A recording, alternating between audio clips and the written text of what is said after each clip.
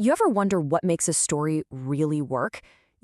What makes it so satisfying? It's not magic, it's actually a blueprint, a hidden structure that our brains are just wired to love. And believe it or not, it works even in the simplest of cartoons. So today, we're going to dig into Bingo's Day Out to uncover the classic three-act structure that makes it tick. Let's get into it. Every great story has to start somewhere, right? And usually it starts with a problem. This one line, right here, perfectly sets up what writers call stasis. It's the ordinary, kind of boring world that's just begging for something to shake it up. The characters are getting restless, and we, the audience, we get it immediately. Something has to change. And that feeling, that need for change, brings us right into Act 1, the setup. You can think of this as the story's launch pad. It's where we get the lay of the land, we meet our characters, and we figure out exactly what problem needs to be solved. And boom, here it is, the classic call to adventure. When Papa suggests a trekking trip, it's not just a casual weekend plan, no. This is the narrative spark. This is the moment that ignites the entire plot and pulls our characters out of that boredom and straight into the unknown. And this is just brilliant. Notice the framing here. Papa doesn't just call it a family outing. By specifically naming it Bingo's Day Out, he suddenly hands the whole narrative over to the family dog. He makes Bingo our unassuming hero right from the get-go. Okay, so that leads us right into Act 2, which is really the heart of the story. The conflict, the adventure is on, but this is where things start to get complicated. Our characters are going to face some tests, both on the mountain itself and, within their own group. So this timeline here, it maps out all the key beats of their journey.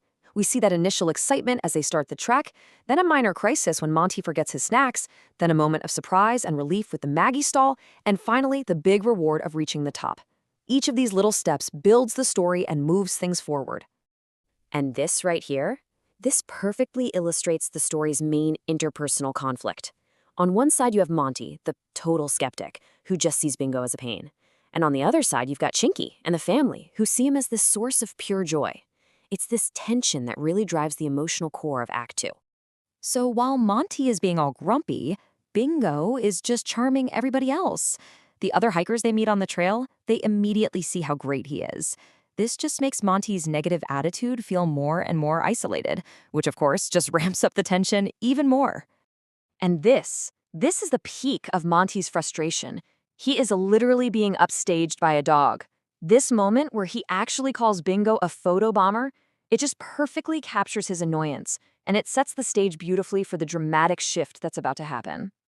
And all that tension leads us directly into Act 3, the resolution. All the problems that we saw bubbling up in Act 2, well, they're about to come to a head. It's finally time for our true hero to step into the spotlight. So, the descent begins. But then, they take a wrong turn. Panic starts to creep in. So what happens when the confident humans are suddenly lost and afraid? That question just hangs in the air, creating the perfect bit of dramatic suspense. This is the story's big crisis moment. They're not just on a fun hike anymore, they're in a genuinely dangerous situation. The stakes have just been raised, big time, and the group needs a hero to guide them out of it. And here it is, the crucial turning point. Papa's observation isn't just a random thought, it's the key that unlocks the entire resolution. It gives everyone permission to finally trust the one character they've been underestimating this whole time, Bingo. And just like that, the hero emerges. Bingo, running purely on instinct, doesn't even hesitate. He confidently leads the lost group step by step through the woods, right back to that one landmark they all recognize. He single-handedly resolves the story's biggest crisis. It's incredible. And this is the payoff. Monty's apology isn't just a quick sorry. It is the complete resolution of his entire character arc. He openly admits that the dog he dismissed as a nuisance was actually the smartest and most capable member of the whole group. His transformation is finally complete. So, what's the big takeaway from this little adventure? Well, beyond the simple plot, there are some really powerful lessons about storytelling, and honestly, about life hidden in this journey. Just look at this breakdown. The group goes from bored and restless to fulfilled and cheerful. Monty transforms from a skeptic into a full-on believer. And of course, Bingo goes from just the pet to the celebrated hero. Every single character ends in a different place than they started, and that transformation is the sign of a truly great story. When you really distill it down, the story offers some powerful universal truths. I mean, we love stories about underestimated heroes because they give us hope that value isn't always obvious, you know? And seeing a character have a genuine change of heart is so satisfying because it shows that growth is possible. It just brings a sense of order to the whole story. And that brings us to our final thought. Bingo's Day Out masterfully shows us that the most satisfying stories are often about the hero we didn't see coming. It makes you wonder, right?